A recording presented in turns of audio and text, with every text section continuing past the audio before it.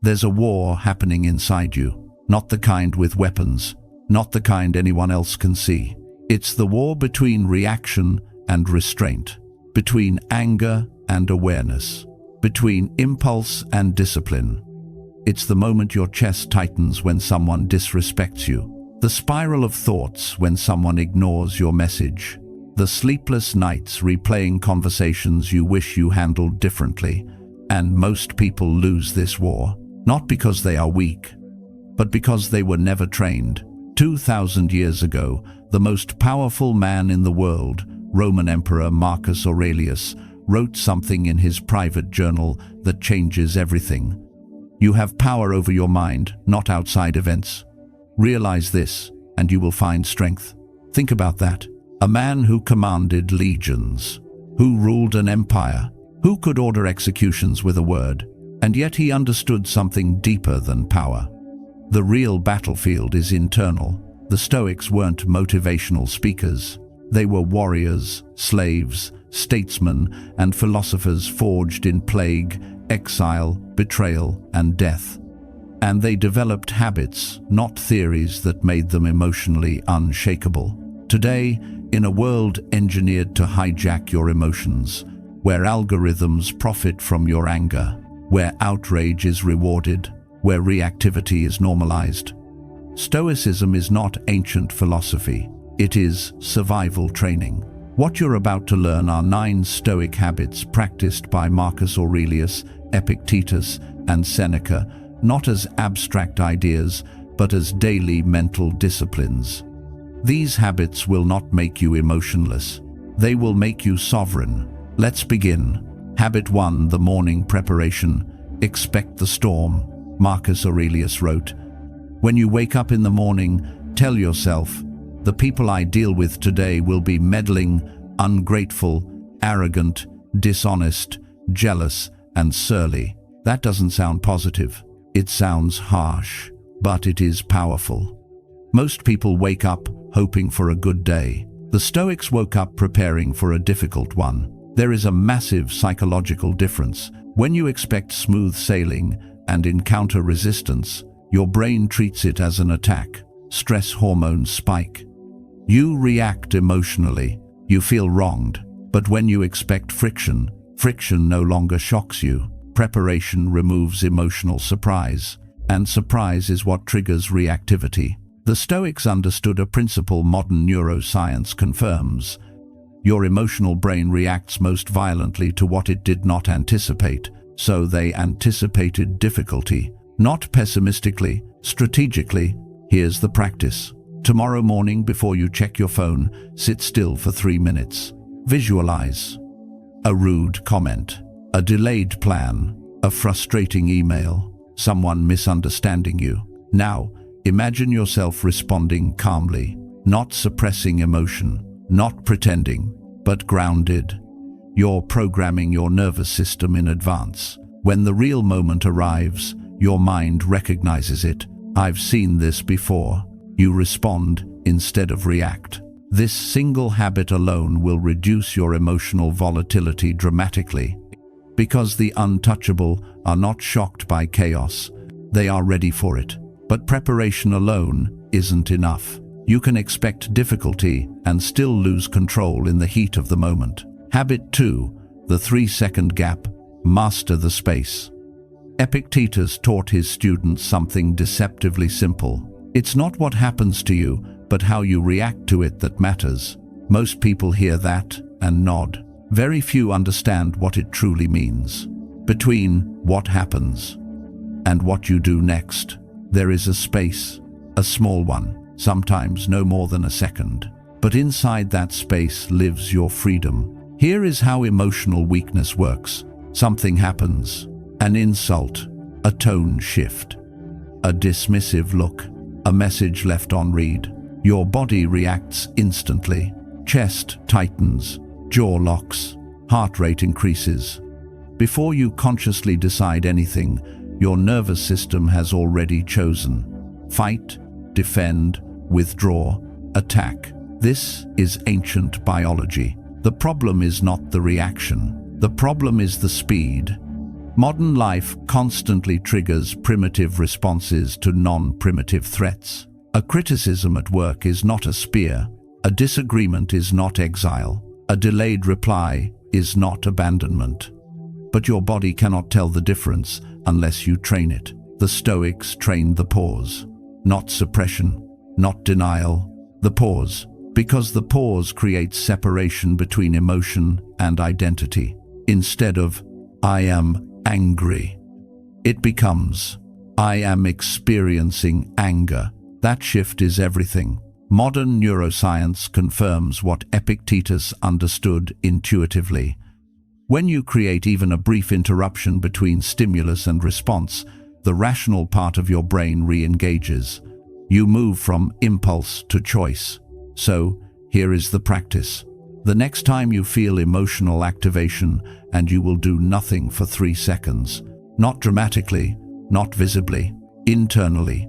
Count slowly. 1, 2, 3. While counting, breathe once, deliberately. You are not calming yourself. You are reclaiming control. In those 3 seconds, ask one question. Will my reaction serve my character or just release tension? Most reactions exist for one reason: to discharge discomfort, to prove a point, to defend ego, to avoid feeling small. But untouchable people do not discharge tension impulsively. They convert tension into composure. And here is something deeper. The first emotional wave is rarely the truth. It is noise, an ancient reflex trying to protect you from imagined danger. If you respond inside the first 3 seconds, you are responding to noise. If you wait, clarity begins to surface. How many arguments would never have happened if one person paused? How many relationships would have survived if someone counted to 3? How many reputations would remain intact if pride had waited just one breath? The weak collapse into immediacy. The strong expand the moment. And once you train this consistently, something remarkable happens. You stop feeling attacked. You stop feeling rushed. You stop feeling pulled into every emotional current. Because, even in the heat of intensity, there is always a gap. And inside that gap is sovereignty. But the pause alone is not enough. You can create space and still waste your energy fighting battles you were never meant to fight. Habit 3. The dichotomy of control. Stop fighting reality. Epictetus began his most important work with a line that should be carved into the mind of anyone seeking emotional mastery. Some things are in our control and others are not. Simple, almost obvious, and yet nearly all emotional suffering comes from ignoring this distinction. You feel anger when someone disrespects you. You feel anxiety about outcomes you cannot guarantee. You feel frustration when reality refuses to bend. Look closely and you will see the pattern. You are trying to control what was never yours to command. The Stoics called this the dichotomy of control, the dividing line between what belongs to you and what does not. What belongs to you? Your judgments, your intentions, your effort, your responses, your character. What does not belong to you? Other people's opinions, their moods, their loyalty, their choices, outcomes, reputation, the past, the future. And yet, most people exhaust themselves attempting to dominate the second category. They argue with how others perceive them. They obsess over outcomes beyond their influence. They replay past events as if regret can rewrite history. This creates a permanent state of internal friction. It is like trying to steer the ocean. You cannot, but you can steer your vessel. Here is the brutal truth. When you are emotionally disturbed, you are almost always attached to something outside your control. Someone must respect you. This situation must go my way. They must understand me. This cannot happen. Notice the language. Must. Control disguised as expectation. The Stoic does something radical. He releases what does not belong to him, not with bitterness, not with resignation, but with clarity. If it is outside my control, it is not mine to carry. Imagine how much emotional weight disappears instantly when you internalize this. Someone criticizes you. Their opinion, outside your control. Your response, entirely within it. You apply for a promotion. The decision, outside your control. Your preparation and work ethic, fully yours. A relationship ends. Their decision, outside your control. Your dignity in the aftermath, yours alone. This shift does not make you passive. It makes you powerful, because energy that was once wasted on resistance is redirected toward self-mastery. The emotionally untouchable are not people who win every external battle. They are people who refuse to fight the wrong ones. Here is the practical discipline. Every time you feel emotional turbulence, ask, is this within my control? If the answer is no, release it deliberately. Not mentally pretending, actually releasing it. Say internally, this is not mine. Then redirect attention immediately to what is yours. What action can I take right now that aligns with my character? This is the recentering process. Over time, this habit builds something extraordinary. You stop being emotionally hijacked by external conditions. You stop depending on cooperation from the world to remain calm. You become stable in unstable environments. And that stability is rare. But there is an even deeper layer, because even after you accept what you cannot control, fear of loss still lingers. Fear of losing status, fear of losing relationships, fear of losing comfort. To dissolve that fear, the Stoics practiced something modern minds often misunderstand. Habit 4, negative visualization. Prepare for loss, gain power. Seneca wrote something that unsettles most modern minds.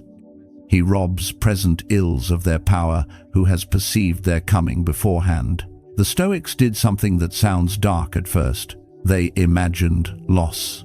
They imagined failure. They imagined betrayal. They imagined sickness.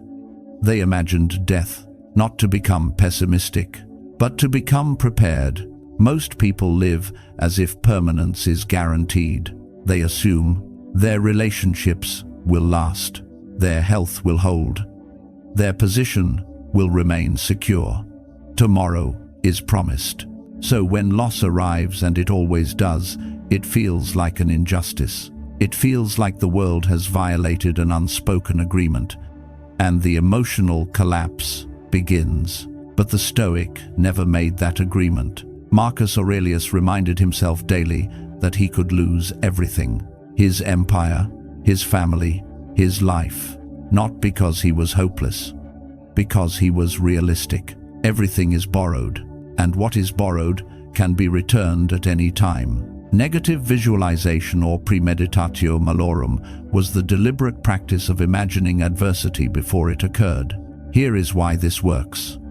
First, it reduces shock. Shock is what amplifies suffering. When something unwanted happens and you have never mentally entertained the possibility, your nervous system reacts violently. This shouldn't be happening. But if you have rehearsed loss in your mind, you respond differently. I knew this was possible. Second, it increases gratitude. When you imagine losing what you have, you see it more clearly. Your health becomes fragile instead of assumed. Your partner becomes precious instead of ordinary. Your time becomes finite instead of expandable. Gratitude is not generated by acquisition. It is generated by awareness of impermanence. And there is something deeper. When you voluntarily face the idea of loss, fear begins to weaken. Most anxiety is fear of future pain. But when you sit quietly and imagine, what if I lost this?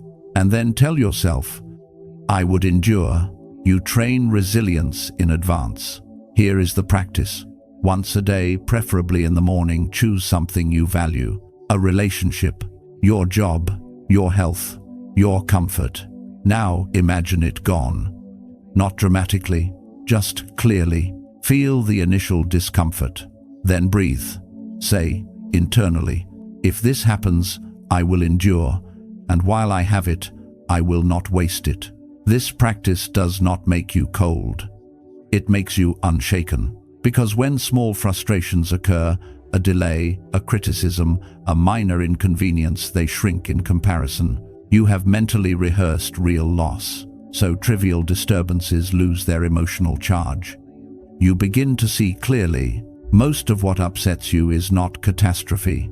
It is inconvenience. And inconvenience is not worth your peace. But negative visualization also prepares you for something even more powerful. It makes you capable of acceptance. And acceptance is the foundation of the next habit. Because reflection and preparation are meaningless if you never examine your own behavior honestly. To become untouchable, you must become accountable. Habit 5. The evening audit. Hold yourself accountable. Marcus Aurelius never intended for anyone to read Meditations. It was not written for applause. It was not written for followers. It was written as a private correction. Each night, after ruling an empire, he examined himself. Seneca described a similar ritual. When the light has been removed and my wife has fallen silent, I examine my entire day and go back over what I have done and said. This is the habit most people avoid because it removes excuses. Throughout the day, it is easy to justify yourself. You were tired. They started it. It wasn't your fault. You were stressed. But in the quiet of the evening, there is no audience to convince, only truth. The evening audit is simple but unforgiving. You replay your day, not emotionally, precisely. Where did I lose control? Where did ego speak? Where did I react instead of respond? This is not self-criticism. It is calibration. Most people repeat the same emotional mistakes for years because they never analyze them. They explode. They regret. They move on. Then they repeat. There is no growth without examination. The Stoics understood something fundamental. Unexamined reactions become permanent habits. And permanent habits become identity. If you do not question your emotional responses, they solidify. I'm just short-tempered. I'm just anxious. I've always been this way. No, you've just never audited the pattern. Here is the practice. Before sleep, take 5 quiet minutes. Ask yourself 3 questions. First, where did I act beneath my standard today? Be specific. Not, I was impatient. But, I interrupted during that conversation. I responded defensively at 3:15 p.m. I avoided something uncomfortable. Second, what belief triggered that behavior? Perhaps, I need to win this argument. They can't think I'm weak. I must control how I'm perceived. You are identifying the root. Third, what would strength have looked like instead? Not idealism. Practical, alternative behavior. This transforms mistakes into data, and data creates improvement. Over time, something remarkable happens. You begin catching yourself in real time. Because your mind remembers last night's reflection. You feel anger rising and you recognize it. Oh, this again. You pause. You choose differently. That is growth. The evening audit also strengthens something deeper. Self-respect. When you hold yourself accountable privately, you no longer need public validation. You know you are improving, not performatively, internally. And here is the quiet truth. The emotionally untouchable are not those who never fail. They are those who never waste failure. They extract lessons from every slip. But reflection alone does not calm you in the middle of emotional intensity. When you are overwhelmed, when your perspective collapses inward, you need something else. Habit 6. The view from above. Shrink the problem, Marcus Aurelius wrote. Look down from above on the countless herds, countless ceremonies, and every sort of voyage in storm and calm, and the variety among those who are being born, living together, and dying. This was not poetry. It was a psychological weapon. The Stoics practiced something now called the view from above, a deliberate shift in perspective designed to reduce emotional intensity instantly. Here is the problem. When you are emotionally triggered, your perception narrows. Your world shrinks to the event. The insult feels enormous. The mistake feels catastrophic. The rejection feels permanent. Your mind zooms in so tightly that the problem fills your entire field of awareness. And when something fills your field of awareness, it feels absolute. But the truth is this: your mind is distorting scale. The view from above corrects it. Here is how it works. When emotion rises, pause. Close your eyes if possible. Now imagine yourself from above. See yourself sitting where you are. Then imagine the room from above.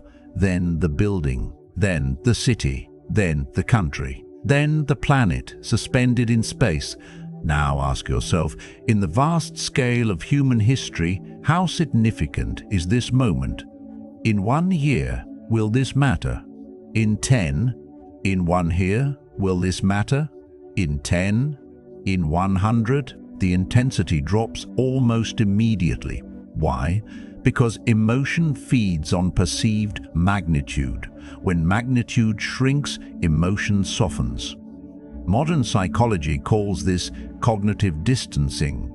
The Stoics mastered it 2,000 years ago. It does not dismiss your experience, it right-sizes it. Consider this: over 100 billion humans have lived before you. They experienced humiliation, loss, conflict, embarrassment, failure, and they are gone. Your moment, however intense, is part of a vast human pattern. Temporary, transient, passing. This realization does not make you insignificant. It makes you grounded.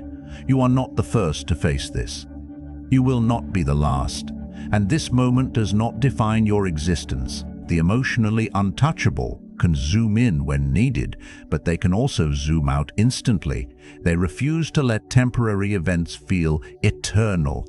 Try this variation. When someone's opinion disturbs you, imagine them as a child, then as elderly, then gone. Ask yourself, will this person's current judgment matter when we are both dust?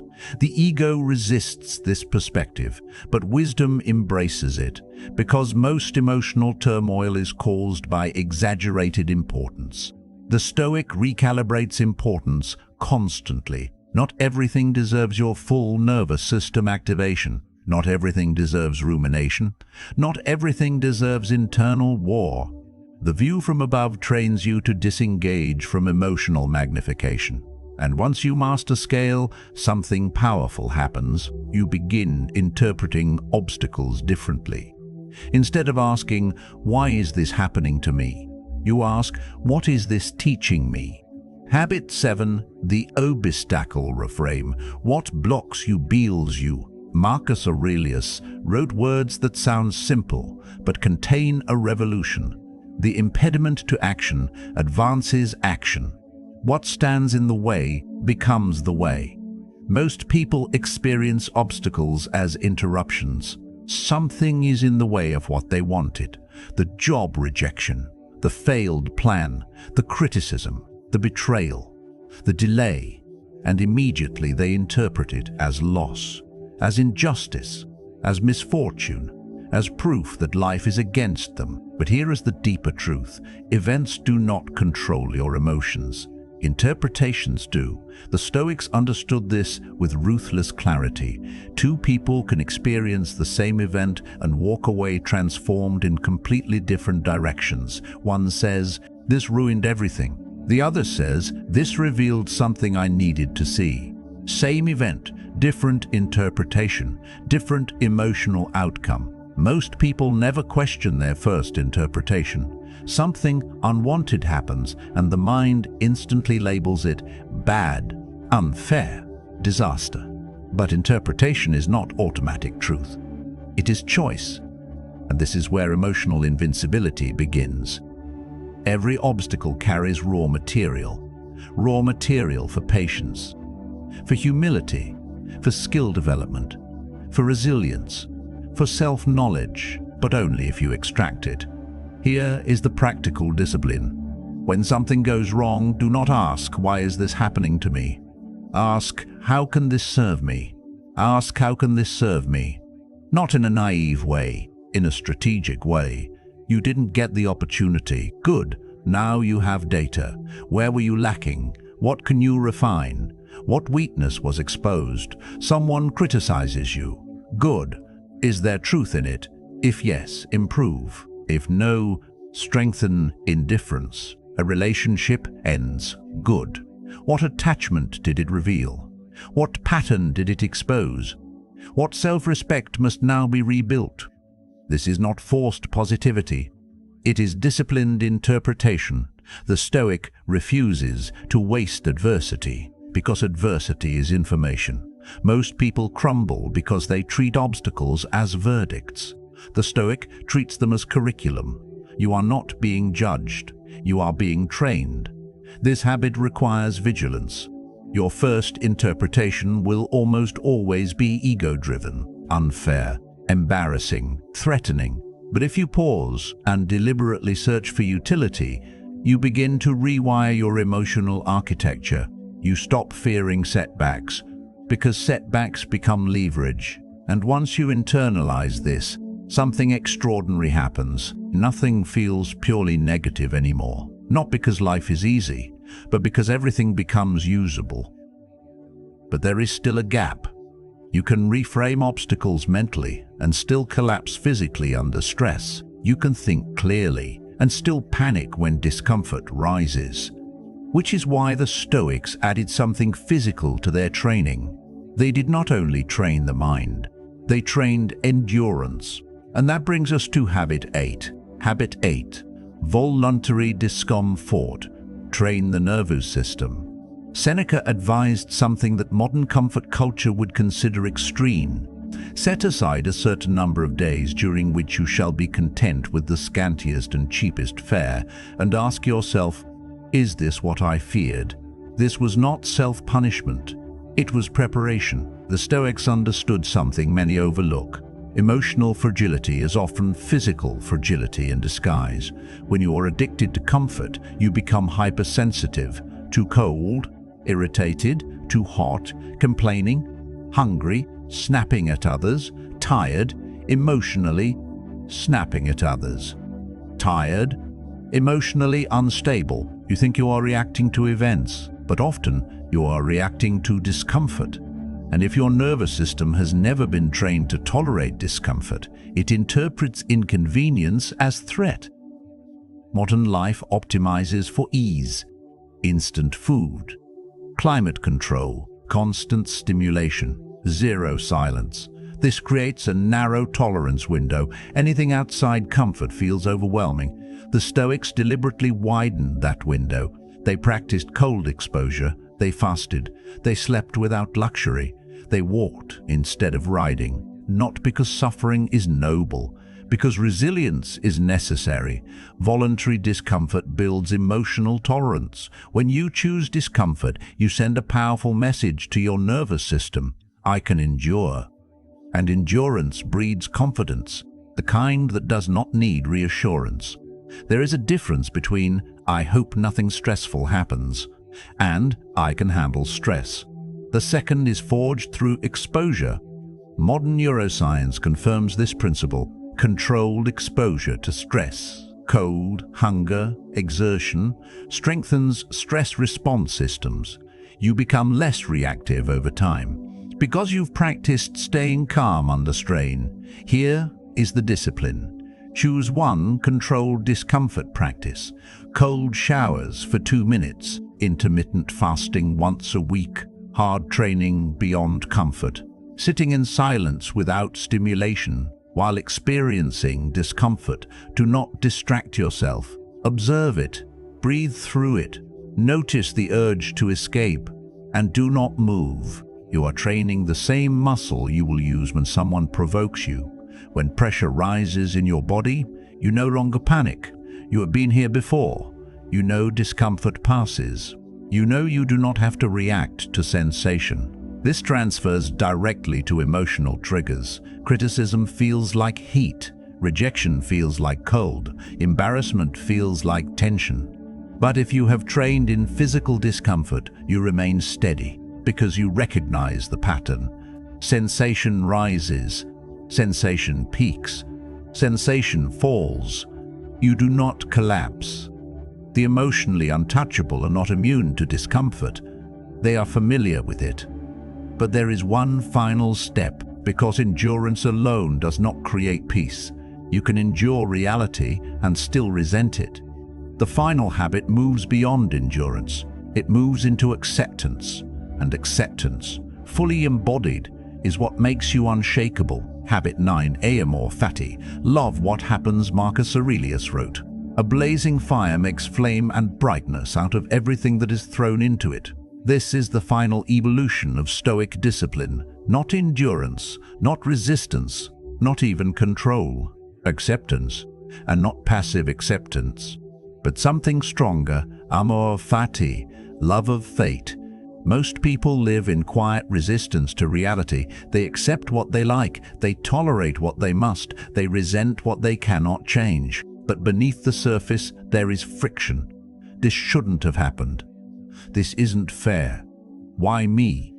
And that friction is where suffering lives. You can master the pause. You can control your reactions. You can reframe obstacles. You can train in discomfort. But if you are still internally arguing with reality, you are still divided. Amor fati removes division. It is the radical decision to stop negotiating with what already is. Not because everything that happens is pleasant, but because everything that happens is now fact. The past cannot be edited. The present cannot be reversed. The only choice is interpretation. The Stoic does not say, "I will endure this." He says, "This is exactly what I needed." That sounds extreme, but consider this. Every painful event in your life shaped you. The rejection built independence. The failure built skill. The betrayal built discernment. The loss built depth. You would not be who you are without difficulty. So what if what you call misfortune is instruction in disguise? Amor fati is not naive optimism. It is disciplined alignment. When something unwanted happens, instead of resisting it internally, say, "This is part of my training." When plans collapse, this is the path now. When embarrassment occurs, this is humility in action. When pain arrives, this is strength being forged. You are not lying to yourself. You are choosing the interpretation that gives you power. Because here is the final truth. If you accept reality completely, it cannot emotionally overpower you. Resistance creates suffering. Acceptance creates stability. The emotionally untouchable are not numb. They feel everything, but they do not demand that reality conform to preference. They cooperate with reality. And once you reach that state, something profound happens. You stop fearing life. You stop needing guarantees. You stop requiring fairness. Because whatever comes, you use it. Whatever happens, you adapt. Whatever breaks, you rebuild.